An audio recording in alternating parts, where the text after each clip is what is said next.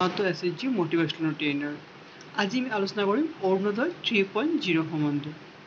ইতিমধ্যে আপোনালোকে বহুতেই ফৰ্ম ফিল আপ কৰিছে।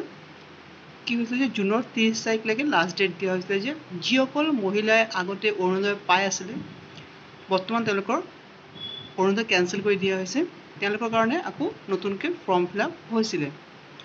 এই ফৰ্ম ফিল আপ 30 তাৰিখলৈ লাষ্ট ডেট আছিলে।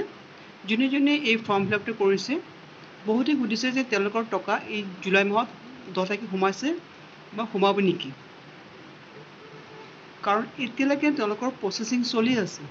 জুনৰ 30 তাৰিখে লাষ্ট ডেট আছিলে, তেতিয়ালৈকে ফৰ্মবিলাক গৈছে, জুলাই মাহতো প্ৰচেছিং চলিব, ফুল লিষ্ট নতুনকৈ ওলাব, আগষ্ট মাহৰ পৰা আপোনালোকৰ একাউণ্টত টকাটো সোমোৱাৰ কথা আছে।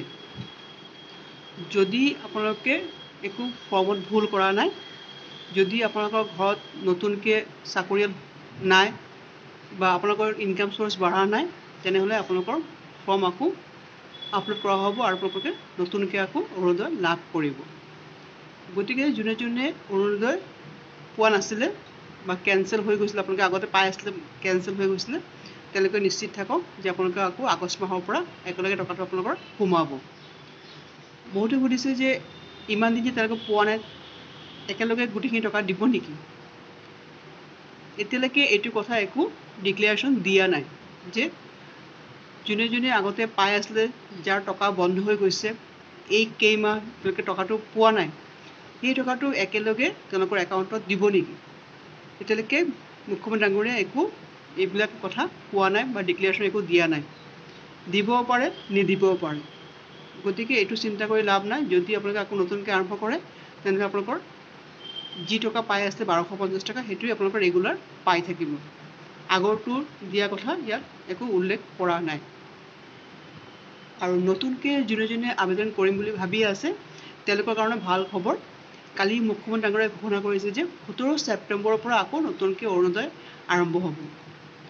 যোনে যোনে অৰুণোদয়ৰ কাৰণে আবেদন কৰিম বুলি ভাবি আছে তেওঁলোকে 17 ছেপ্টেম্বৰৰ পৰা আকৌ নতুনকৈ আবেদন আৰম্ভ কৰিব পাৰিব। তাৰ বাবে আপোনালোকে ডকুমেণ্টখিনি ভালকৈ ৰেডি কৰক। ফাৰ্ষ্ট ৰেচন কাৰ্ডটো নিজৰ নামত থাকিব লাগিব। ৰেচন কাৰ্ড আছে যদিও যদি আপোনাৰ নিজৰ নামটো নাই, তেনেকৈ কিন্তু আপোনালোকে আবেদন কৰি লাভ নহ'ব। ৰেচন কাৰ্ড যাৰ নামত আছে তেওঁৱেই এই অৰুণোদয় লাভ কৰিব। আৰু লাগিব আপোনাৰ PAN card, bank passbook, voter ID, PAN card. এই গোটেইখিনি জেৰক্স কৰি জেৰক্স পেপাৰত আপুনি নিজে চহী কৰিব লাগিব। কৰি আকৌ ফৰ্মটোৰ লগত ফিল আপ কৰি ফৰ্মত গোটেইখিনি ফিল আপ কৰিব লাগিব। যদি ফৰ্মটো ফিল আপ কৰোঁতে ভুল হয় তেনেহ'লে কেঞ্চেল হৈ যাব। গতিকে ফৰ্মটো ফিল আপ কৰাৰ আগতে একপি জেৰক্স কৰি ফৰ্মটো আগতে জেৰক্স কপি ফিল আপ কৰি ভালকৈ চাই লওক ঠিক আছে কিনা। তাৰপিছত আপোনালোকে ফৰ্মটো অৰিজিনেল ফৰ্মটো ফিল আপ কৰিব। 17 ছেপ্টেম্বৰৰ পৰা আৰম্ভ হ'ব। আপোনালোকে সাজু থাকক। ফৰ্ম অহাৰ লগে লগে আপোনালোকক মই আকৌ আপডেট দিম যে ফৰ্ম আহিছে, আপোনালোকে ফৰ্মটো ফিল আপ কৰক। যদি ভিডিঅ'টো ভাল লাগে লাইক শ্বেয়াৰ কৰিব, ছাবস্ক্ৰাইব কৰিব। ধন্যবাদ।